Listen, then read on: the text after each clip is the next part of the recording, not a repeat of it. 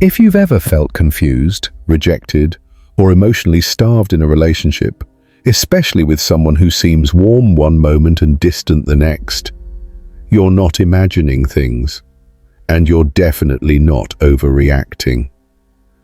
Chances are you're dealing with someone who has an avoidant attachment style. These people tend to fear intimacy, even as they crave connection, which creates a frustrating cycle of push and pull. But here's the truth most people miss. There's one test, one undeniable pattern that avoidance can't hide from.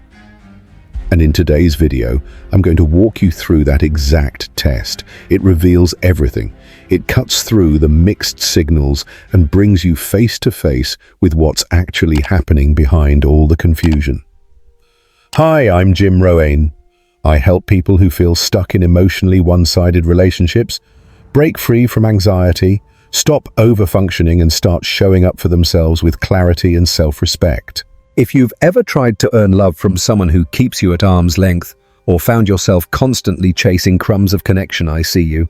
And I'm here to offer you something more powerful than false hope truth. Because once you see this pattern for what it really is, you won't be able to unsee it. And that's where your healing begins.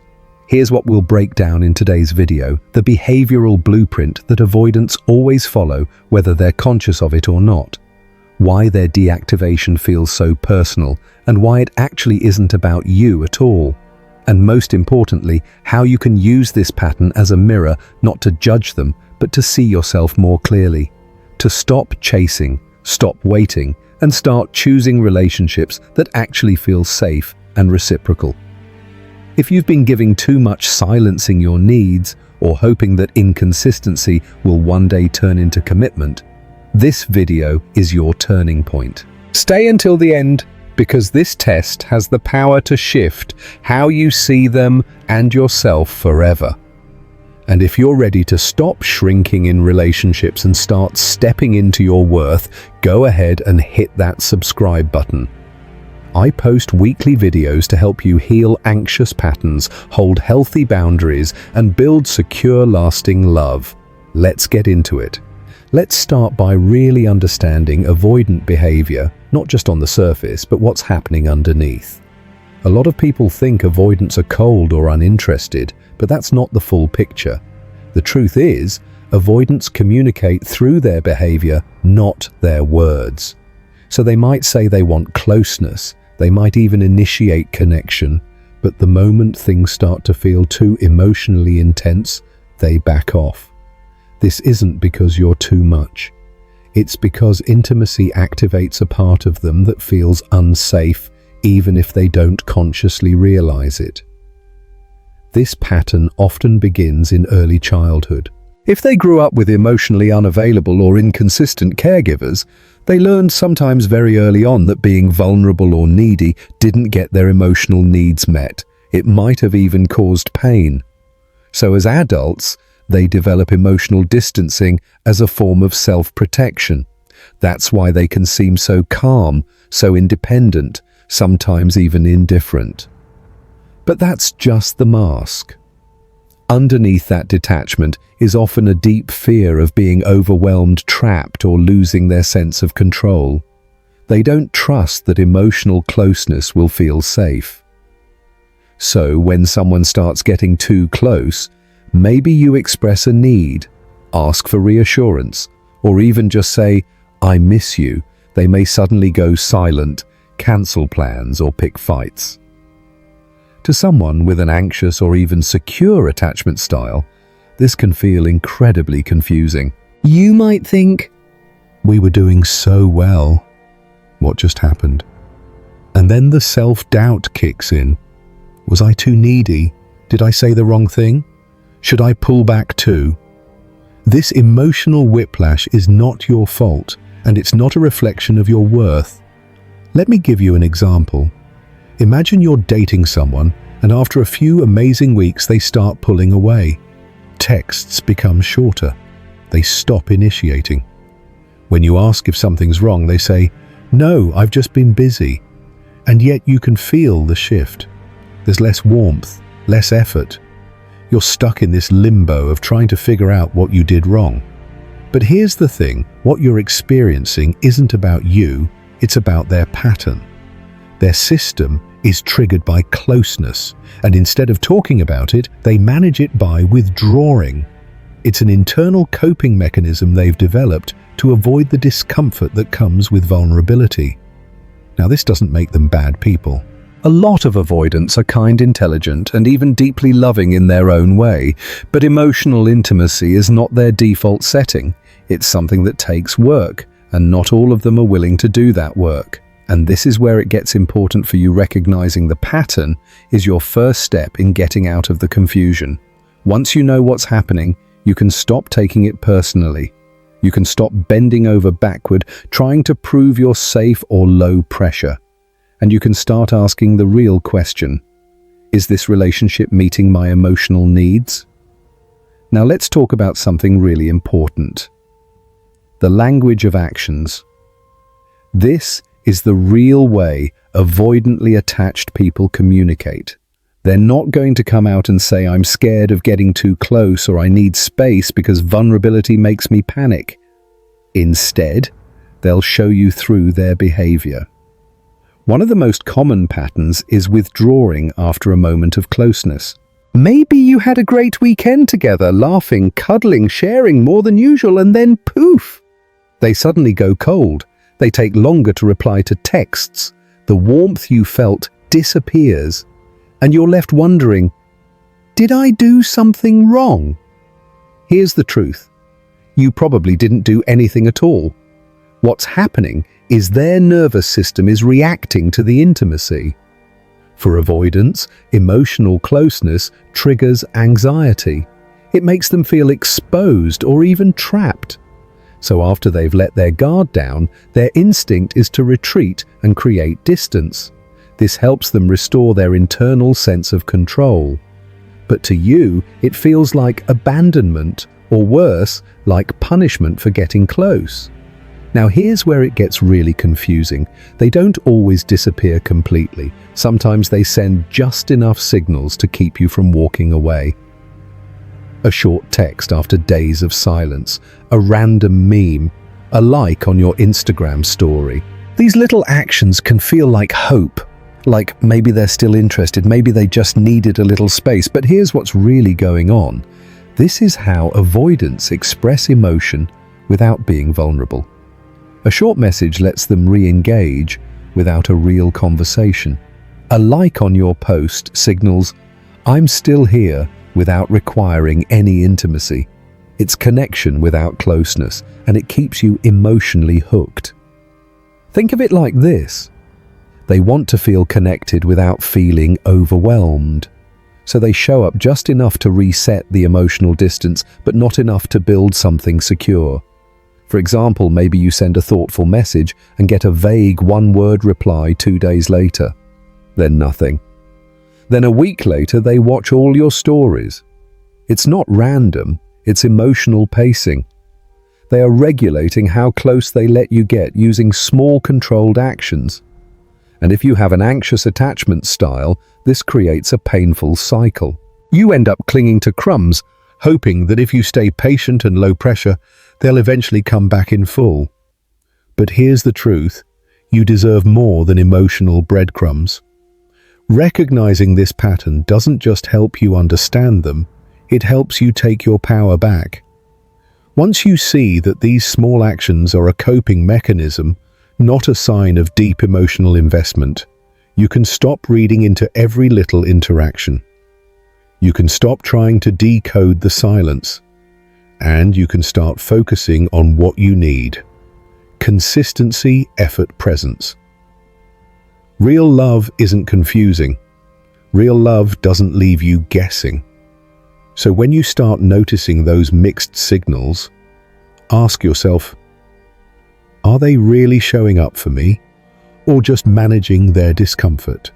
Now let's talk about what I call the silence test. And I want to be clear right away, this is not about playing games or using manipulation. This is about stepping back so you can finally see the truth of where someone stands without all the noise chasing or emotional effort that usually clouds your view.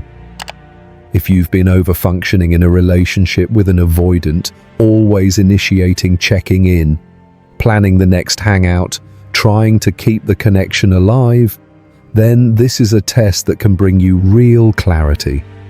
And it starts with just one move: you stop. You stop reaching out. You stop making the plans. You stop filling the space. This doesn't mean you give the silent treatment or ice them out with anger. It means you consciously pull back your emotional energy and stop driving the relationship forward. What this does is create an emotional vacuum, an empty space that the avoidant is now left sitting in. They're no longer being carried by your emotional labor. No one is chasing. No one is holding the thread. And in that silence, something powerful happens. They reveal themselves. Let me walk you through a real-life example. Let's say you've been dating someone for a couple months.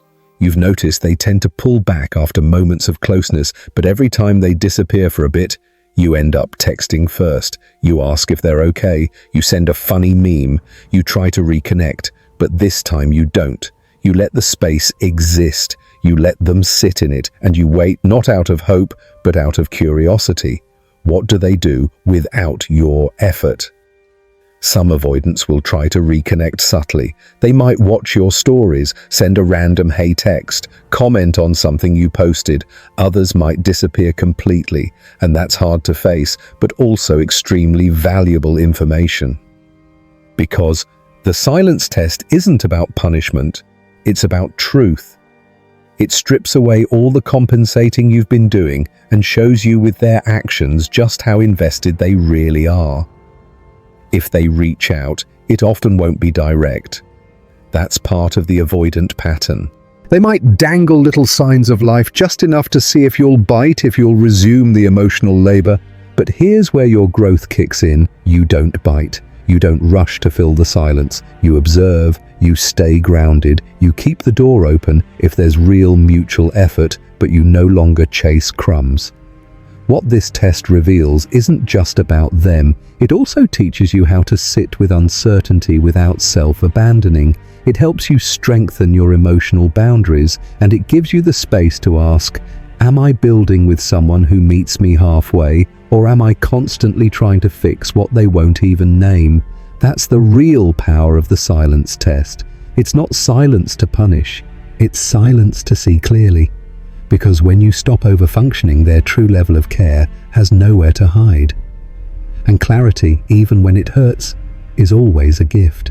Now let's look a little deeper into why avoidants fear vulnerability. Because understanding why they act the way they do helps you stop taking it so personally. A lot of people assume that when someone pulls away or avoids closeness, it's because they don't care. But for avoidantly attached people, it's usually much more complicated than that.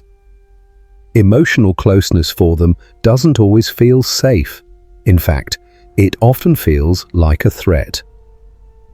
Not because they don't want connection, but because they've learned often from a young age that connection comes with a cost. If someone grew up in an environment where their emotional needs were ignored, dismissed, or even punished, they internalized a powerful message. It's not safe to need others. Maybe their caregivers were cold, critical, or emotionally unavailable. Maybe they were praised for being low maintenance or independent and shamed when they expressed sadness, fear, or need. So over time, they adapted. They learned how to suppress their emotions and rely only on themselves. That independence you see, it's not arrogance, it's a shield. It's a form of self-protection they've depended on for most of their life.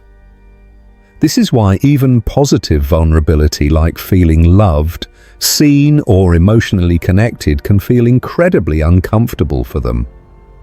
When someone gets too close, it stirs up all the fears they've worked so hard to keep buried. Fears of losing control, of being rejected once they're truly known, of being overwhelmed by someone else's needs. So instead of leaning in, they pull away.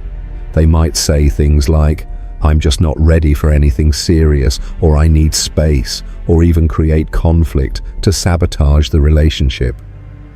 But underneath it all is fear, not of you, but of being emotionally exposed.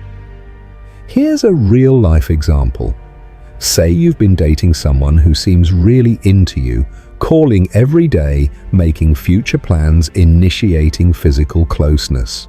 Then the moment you say something vulnerable like, "I'm really starting to care about you," or "I feel safe with you," they shift. They stop calling as much. They act irritated. They become distant. To you, it feels like rejection, but to them, it feels like panic.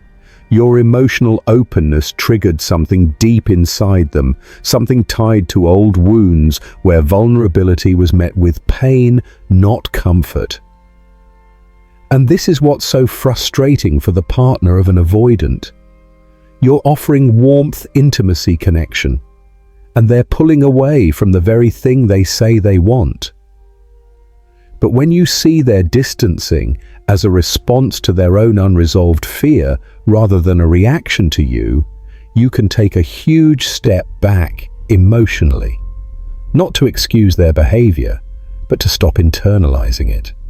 This is where your power comes in, because once you understand that their independence is a defense, not confidence, you stop trying to break through their walls.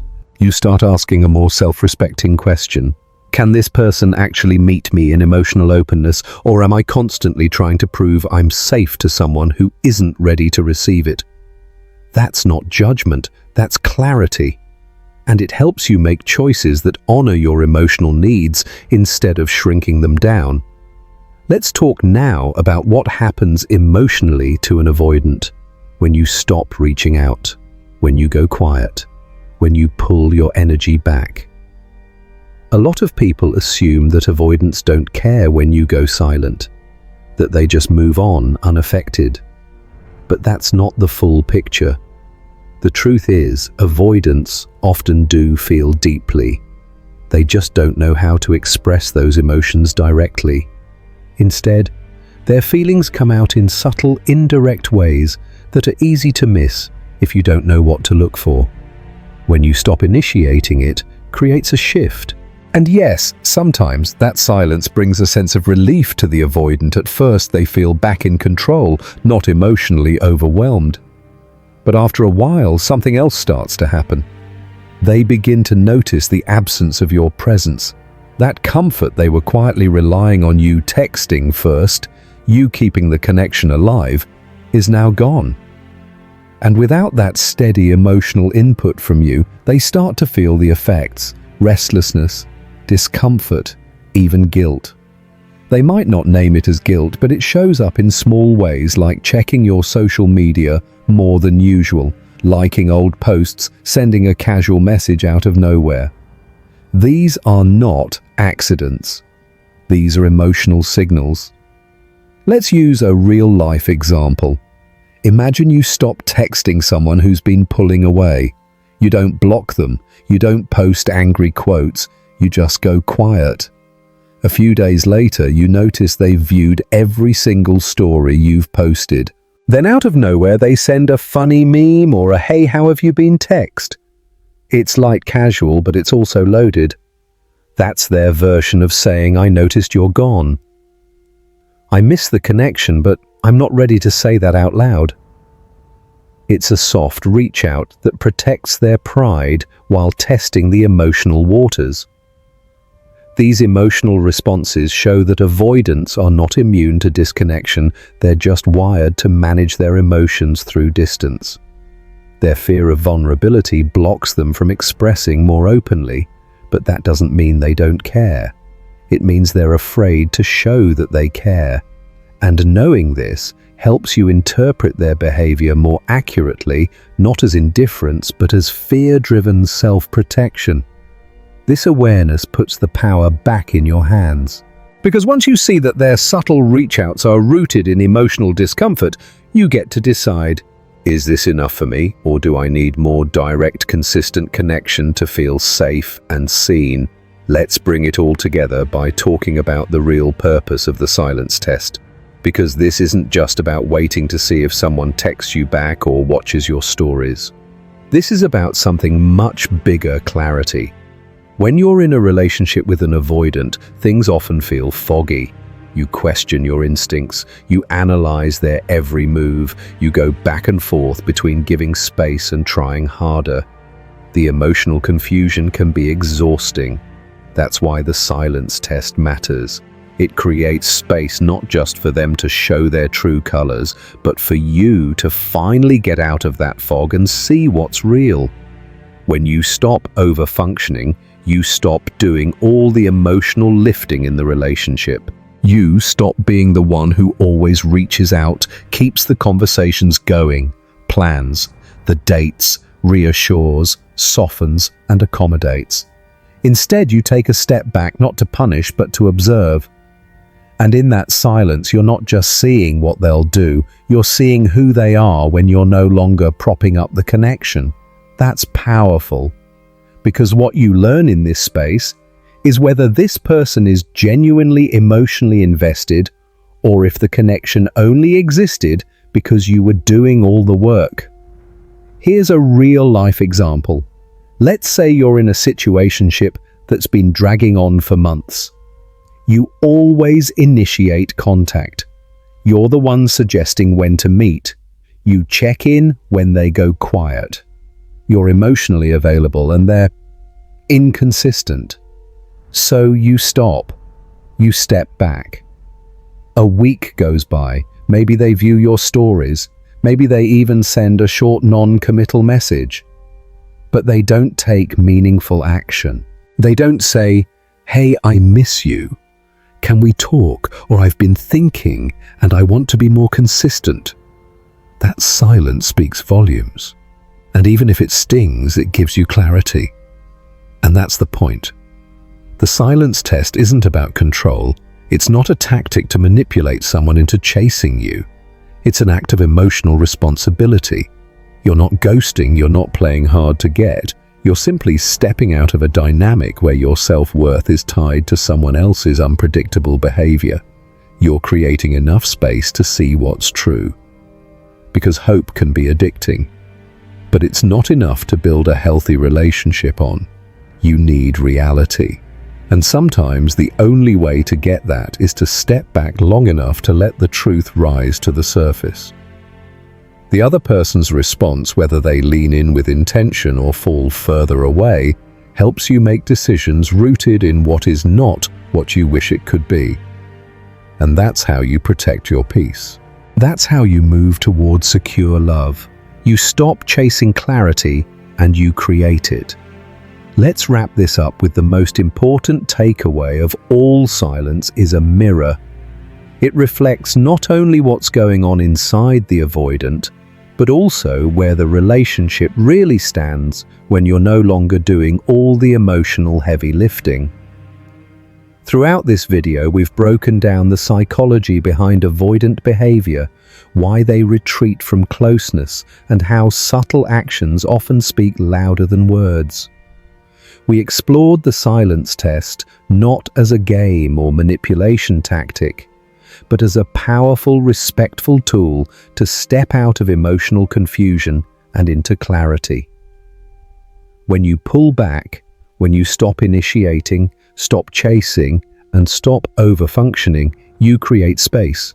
And in that space, the avoidant's real emotional investment reveals itself. Maybe it shows up in small attempts to reconnect, a sudden desire to reach out, or a realization on their end that they actually miss your presence. Or maybe the silence stretches on and nothing comes back. As hard as that might feel, even that is a form of truth. Because clarity doesn't always come in the way we hope it comes, in the form we need to finally see things for what they are. And this isn't just about them. It's about you choosing your emotional well-being over old habits.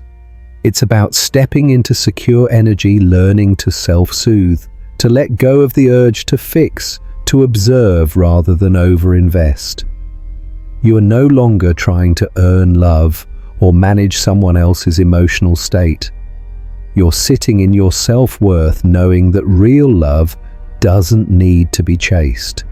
It shows up, it stays, and it grows through shared effort. So if this video spoke to something you've been feeling, I want to thank you for being here. Thank you for choosing to look inward, to learn, and to honor your growth. These patterns are not easy to unlearn, but the fact that you're watching this tells me you're ready to step into something healthier, more grounded, more mutual, and way more peaceful. If you haven't already, go ahead and subscribe to the channel. I post videos every week to help you break anxious cycles, hold firm emotional boundaries, and move towards secure, lasting love. And I'd really love to hear from you. Drop a comment below and let me know what part of this video hit home for you. Whether you're navigating an avoidant dynamic now or just learning to trust yourself more in relationships, your story matters, and your voice could help someone else feel less alone. Remember, clarity is kind. Silence can be sacred, and you deserve a love that shows up, not one you have to chase. Take care of your heart, and I'll see you in the next video.